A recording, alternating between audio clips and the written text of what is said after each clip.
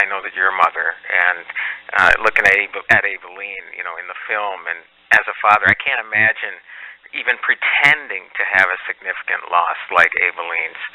Just how exactly do you wrap your head around that tragic part of her past when you're preparing for the role? I'm so glad you asked me that, because nobody has asked me that question. I'm so happy that you asked me that. Oh, thank you so much. Well, again, because I'm a father, I mean, it's like, you know what, my God, I don't even want to think about it. But for you had to confront it. I really did.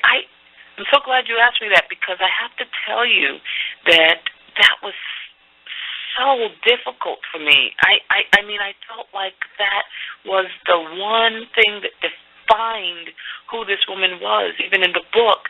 Because for me, once you lose a child, I don't know what other purpose you have in your life. Mm-hmm. I don't know how you can redefine your life to give it another purpose.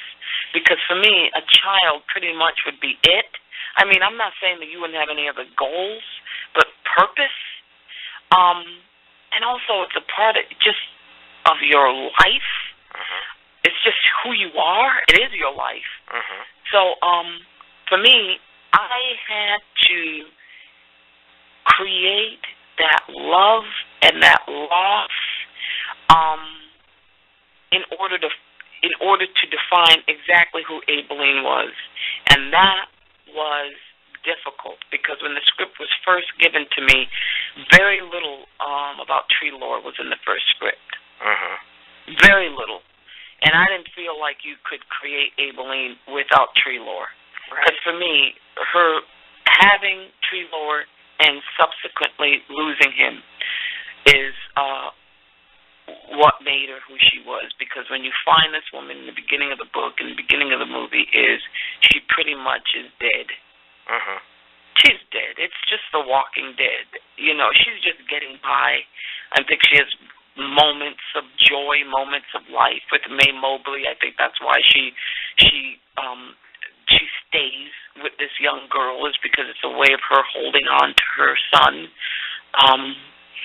And I think that once Skeeter comes to her with this idea of the book, I think that she comes to life again. And I have to say that I believe that she reluctantly, but steps into this next phase in her life.